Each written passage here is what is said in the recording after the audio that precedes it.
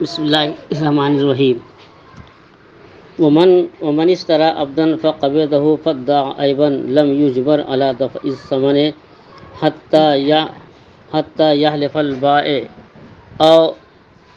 يقيم المشتري البينة۔ جس نے غلام خریدا اور اس پر قبضہ کر لیا، پھر مشتری نے عیب کا دعویٰ کیا، تو قاضی کی طرف سے ثمن کی ادائیگی پر مجبور نہیں کیا جائے گا جب تک کہ بائع قسم نہ کھا لے یا مشتری اس پر بینہ قائم نہ کر دے۔ صورت مسئلہ یہ ہے کہ مثلا زید نے غلام خریدا، ابھی قیمت نہیں دیا تھا کہ غلام پر قبضہ کیا، اور اس نے قاضی سے یہ کہا کہ جو غلام میں نے خریدا ہے یہ غلام تو عیبدار ہے، اور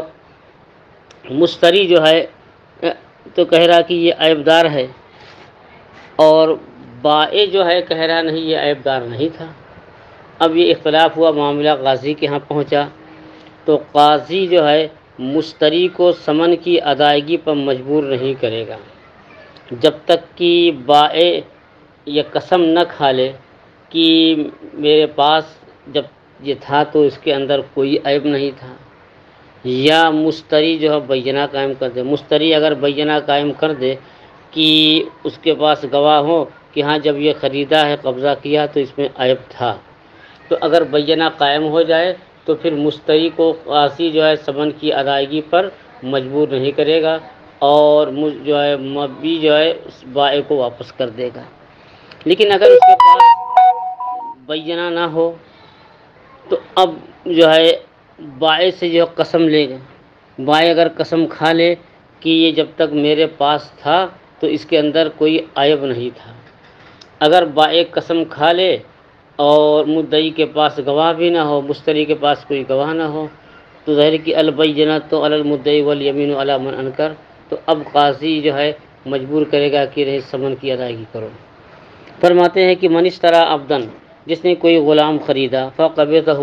تو مشتری نے غلام پر قبضہ کیا، فادعى عیبا، اس نے عیبدار ہونے کا دعویٰ کیا، تو لم یجبر علی دفع الثمن، تو مشتری مجبور نہیں کیا جائے گا ثمن کی ادائیگی پر جب تک کہ بائع قسم نہ کھا لے کہ اس کے پاس عیب دار نہیں تھا،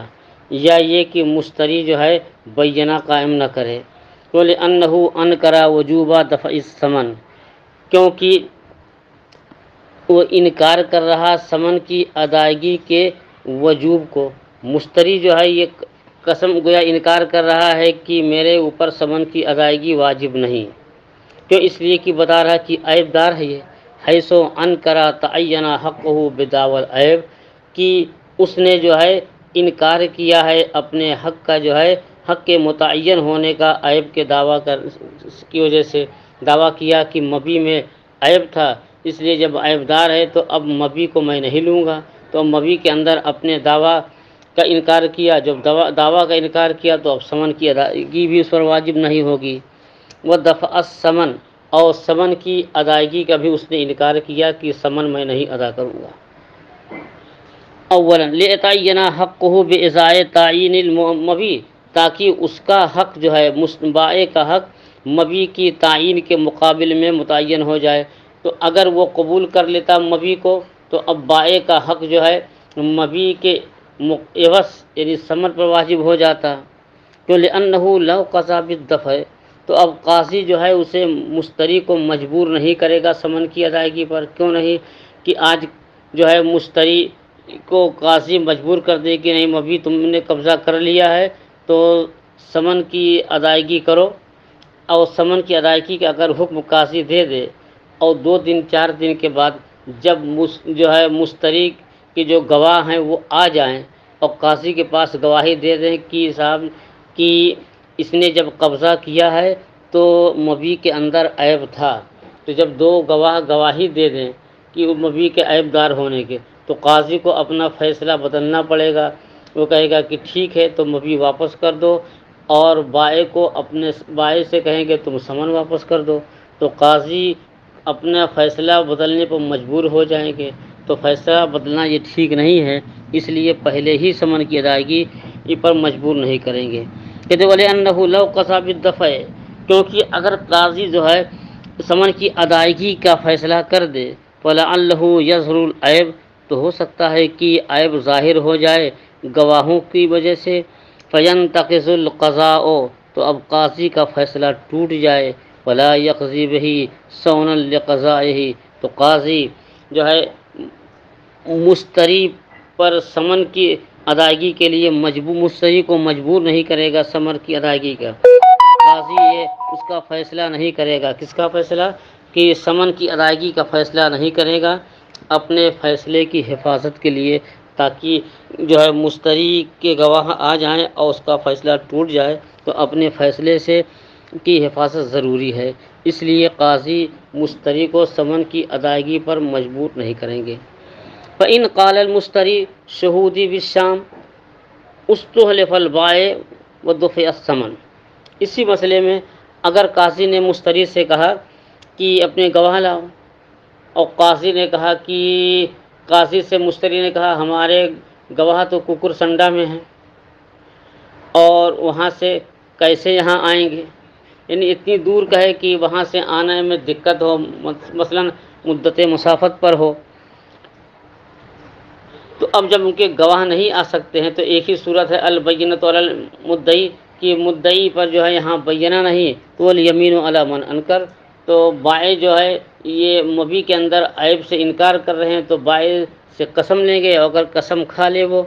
تو قاضی جو ہے فیصلہ کرے گا کہ مشتری ہے ثمن ادا کر دے۔ فَإِنْ قَالَ الْمُشْتَرِي شُهُودِي بِالشَّامِ، اگر مشتری یہ فیصلہ کہہ دے کہ میرے گواہ تو شام میں ہے، تو اُسْتُحْلِفَ الْبَائِعُ، تو بائع سے قسم لی جائے گی، وَدُفِعَ الثَّمَنُ، اور ثمن ادا کر دیا جائے گا، کیوں؟ اس لیے کہ جب جو ہے مدعی بینہ پیش کرنے سے قاصر ہو جائے تو صورت میں جو ہے مدعا علیہ پر حلف ہے، یعنی اذا حلفا ولا، تو ثمن کی ادائیگی، تو وہ دفع ثمن، تو ثمن جو ہے بائع کو ادا کر دیا جائے گا، کب؟ اذا حلفا، جب وہ قسم کھا لے، ولا ينتظر حضور الشہود۔ اب یہاں ایک سوال ہوتا ہے کہ جب مشتری یہ کہہ رہا کہ ہمارے گواہ ملک شام میں ہیں، تو کیوں نہ انتظار کر لیا جائے، جب وہ آئیں قاضی کے ہاں گواہی پیش کر دیں گے، کہا اس کے انتظار کرنے میں مدعی کا بائع کا نقصان ہے، کیونکہ اب وہ 2 سال کے بعد آتے ہیں کہ 3 سال کے بعد آتے ہیں، اب وہ جو ہے گواہ جب آئیں گے تو گواہ کے آنے کے بعد قاضی کے ہاں معاملہ پیش ہوگا، قاضی فیصلہ کرے گے مبی کی واپسی کے بعد، تو 2-3 سال کے بعد تو اس میں اور عیب پیدا ہو جائے گا، پھر اس وقت جو ہے مشتری واپس کرے گا تو بائع ثمن کہاں سے واپس کرے گا، اور پھر جو ہے اس مبی کو لینے والا کوئی نہ نکلے، تو اس سلسلے میں بائع کے لیے حرج اور ضرر ہے۔ فرماتے ولا ينتظر حضور الشہود، اور گواہوں کے حاضر ہونے کا انتظار نہیں کیا جائے گا، تو لأن فی الانتظار ضررا بالبائع، کیونکہ گواہوں کے انتظار میں بائع کا ضرر ہے، نقصان ہے، ولیس فی الدفع کثیر ضرر بہ، اور کی ثمن کی ادائیگی میں زیادہ نقصان ہے۔ پھر سوال ہوتا ہے کہ ٹھیک ہے اگر گواہوں کا انتظار کیا جائے تو بائع کا نقصان ہوگا، اور ثمن کی ادائیگی کا حکم دے دیا جائے تو اس میں جو ہے مشتری کا ضرر ہے، کیوں؟ اس لیے کہ آج جو ہے مشتری ثمن ادا کر دے، اور پھر جب گواہ آئیں گے سال بھر کے بعد، 2 سال کے بعد، تو مبی کی واپسی کا حکم ہوگا، اور پھر بائع سے جو ہے ثمن دلایا جائے گا، تو اس سلسلے میں مشتری کا بھی تو نقصان ہے کہ وہ پیسے جو ہے اس نے 2 سال پہلے دیے ہیں اور آج بھی اتنے ہی پیسے واپس لیں گے، تو 2 سال کے بعد اتنے ہی پیسے واپس لیں گے تو اس کی مالیت گھٹ چکی ہوگی، اور بائع کو مشتری کو آج ضرورت ہے کہ پیسے مل جاتے تو یہ دوسرا غلام خرید لیتا، پیسے بھی نہیں مل رہے ہیں اور دوسرا غلام بھی نہیں خرید سکتا، تو اس لیے جو ہے مشتری کو بھی ضرر ہے۔ تو اس کا جواب دے رہے ہیں کہ ہاں ضرر تو ہے ثمن کی ادائیگی میں، لیکن یہ ضرر کثیر نہیں ہے، اور اس کے لیے اور گواہوں کے حاضر ہونے کا انتظار کرنے میں بائع کے لیے ضرر کثیر ہے۔ فرماتے ہیں کہ فَإِن وَلَا يَنتَظِرُ حُضُورُ الشُّهُودِ، اور گواہوں کے حاضر ہونے کا انتظار نہیں کیا جائے گا، کہ لِأَنَّ فِي الْإِنتِظَارِ ضَرَرًا بِالْبَائِعِ، کیونکہ اس کے انتظار کرنے میں بائع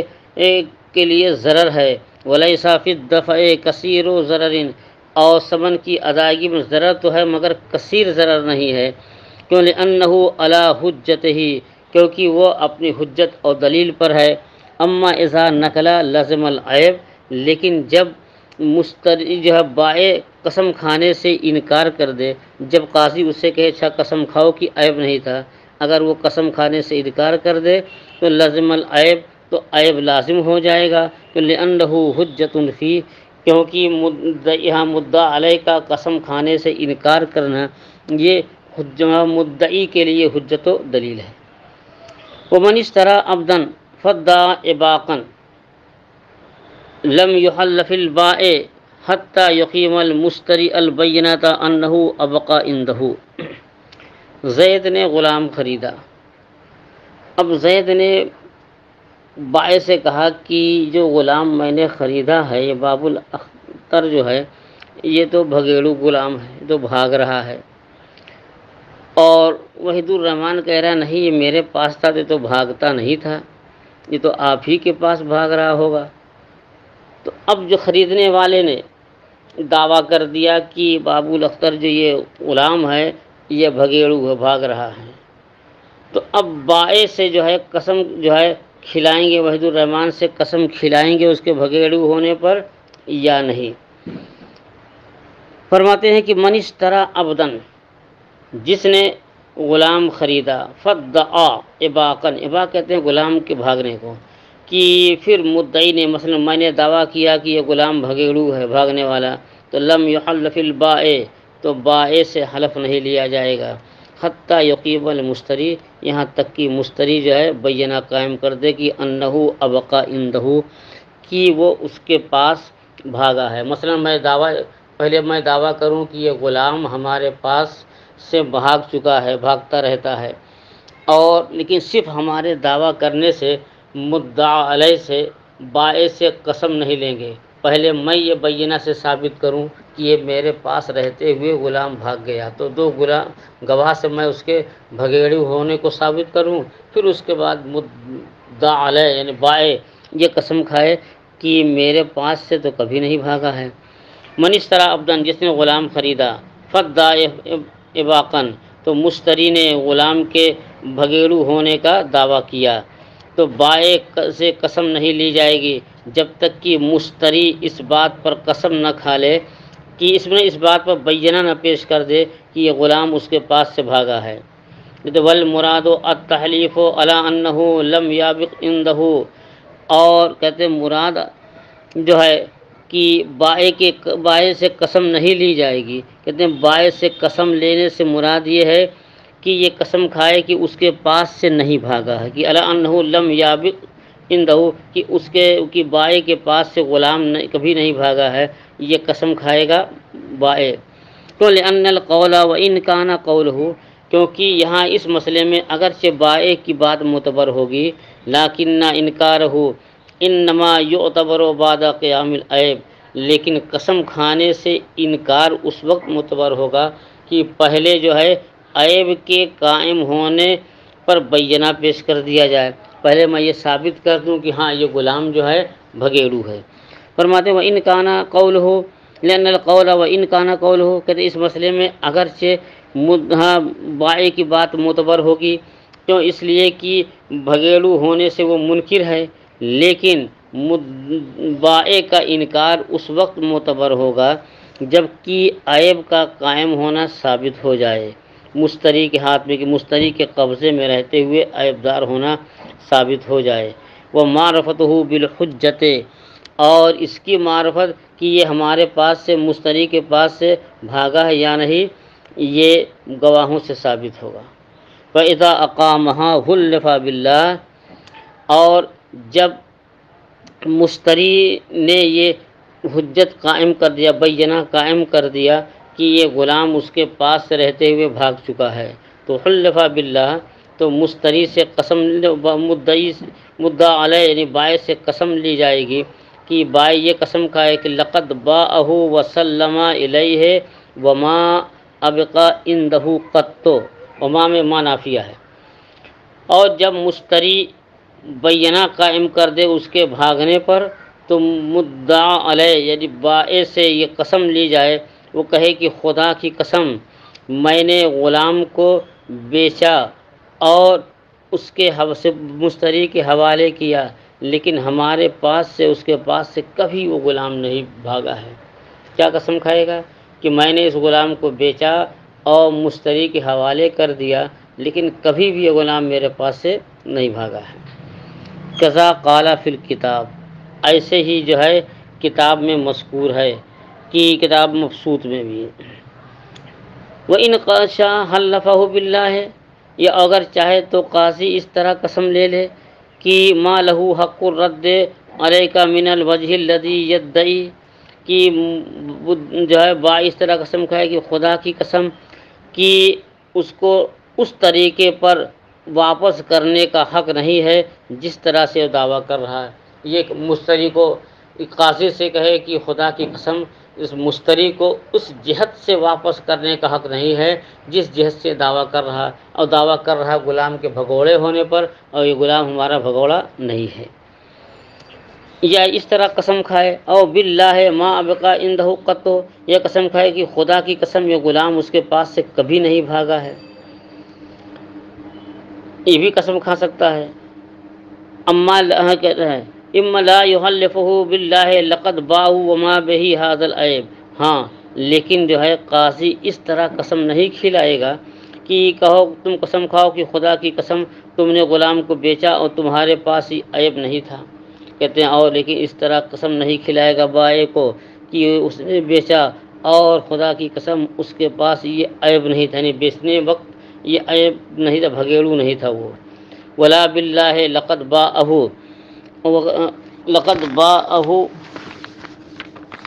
وسلمہ وما بہ ھذا العیب، کہتے ہیں اور یہ بھی قسم نہیں کھائے گا کہ خدا کی قسم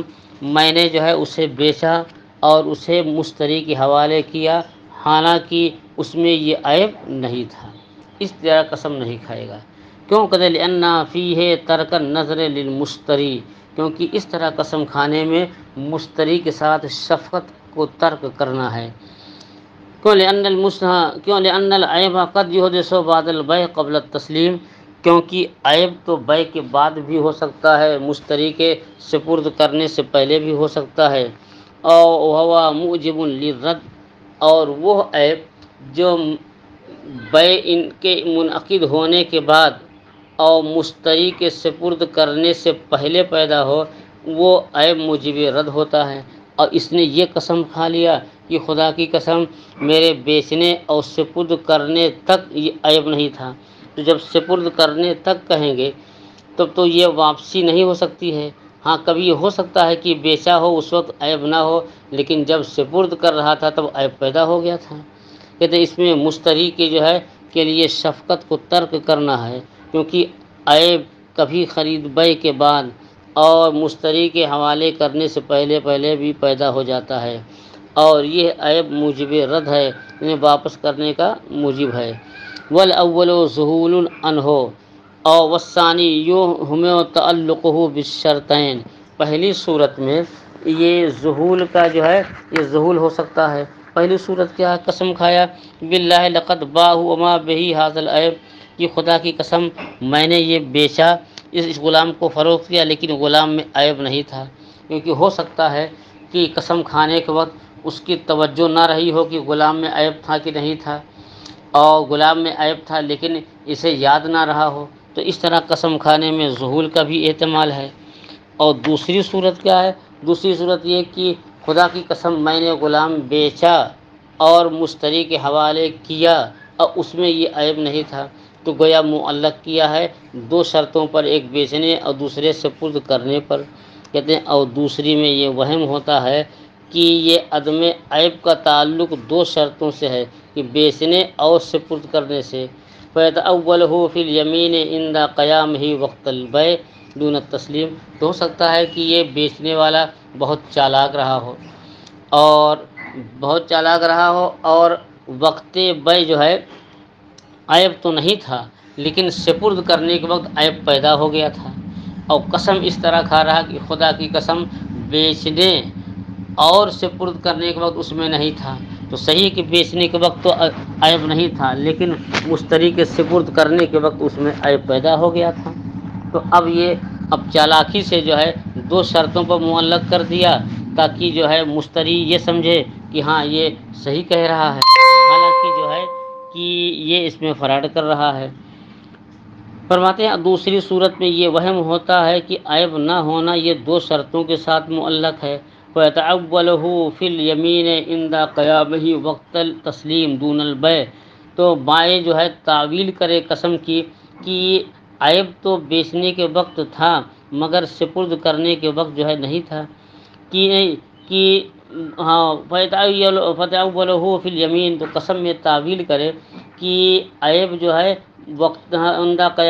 تسلیم کہ مشتری کے حوالے کرنے کے وقت تو عیب تھا، لیکن جو ہے بیع کے وقت عیب نہیں تھا۔ حالانکہ ایسا نہیں ہے کہ بیع کے وقت تو عیب تھا،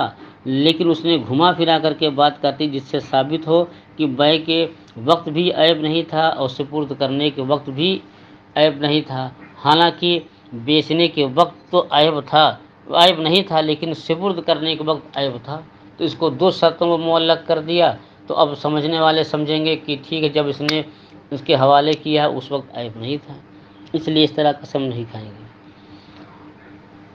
وَلَوْ لَمْ يَجِدِ الْمُشْتَرِي بَيِّنَةً عَلَىٰ قِيَامِ الْعَيْبِ عِنْدَهُ، اور اگر مشتری کے پاس گواہی نہ ہو کہ وہ گواہی سے ثابت کر دے کہ اس کے پاس مبیع میں عیب تھا، کہتے ہیں اگر مشتری بینہ نہ پائے اپنے پاس جو ہے مشتری مبیع کے اندر عیب کے قائم ہونے پر، وہ ارادہ تحلیف البائع، اور بائع سے جو ہے اللہ کی قسم کھلانے کا ارادہ کرے، تو اب یہ کہے کہ تو اب اس طرح قسم کھائے کہ ما نعلم انہ ابقى عنده، تو یحلف علی قولہما، تو اب جو ہے وہ قسم اس صاحبین کے قول پر اس طرح قسم کھلائے گا کہ خدا کی قسم میں نہیں جانتا ہوں کہ وہ اس کے پاس سے کبھی جو ہے بھاگا ہو۔ یہ صاحبین قول پر واختلف المشائخ،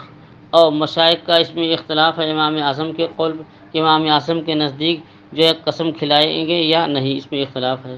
لہما، صاحبین کی دلیل یہ ہے کہ ان الدعوی معتبرۃ حتی ترتب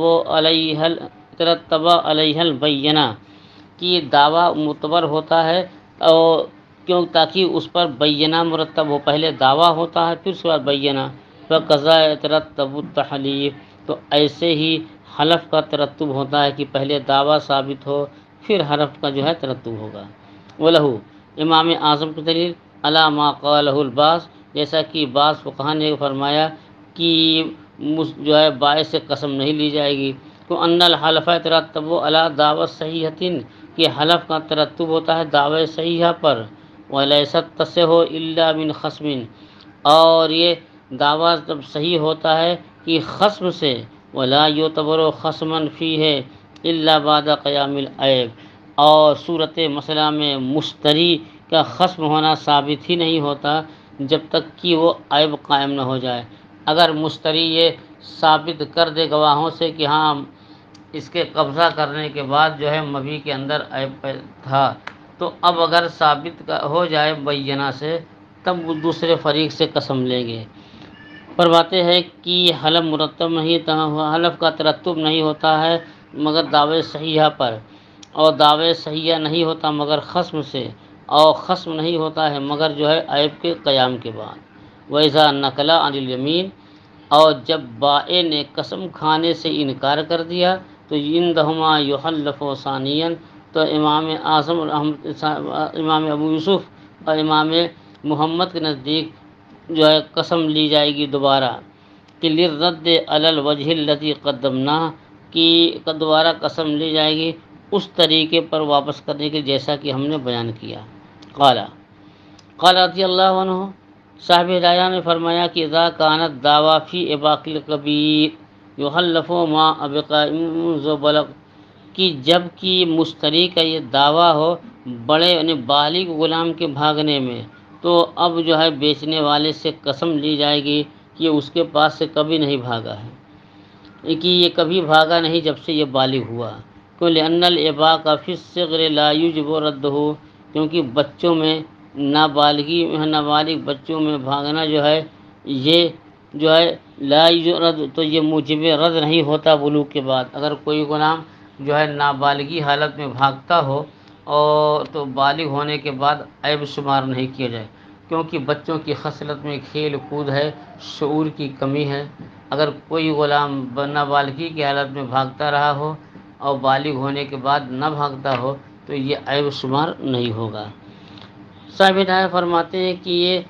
بالغ کے بھاگنے کا دعویٰ جو ہے جب ہو تو باعث سے قسم لی جائے گی، خدا کی قسم جب سے یہ بالغ ہوا ہے تب سے یہ ہمارے پاس سے نہیں بھاگا ہے۔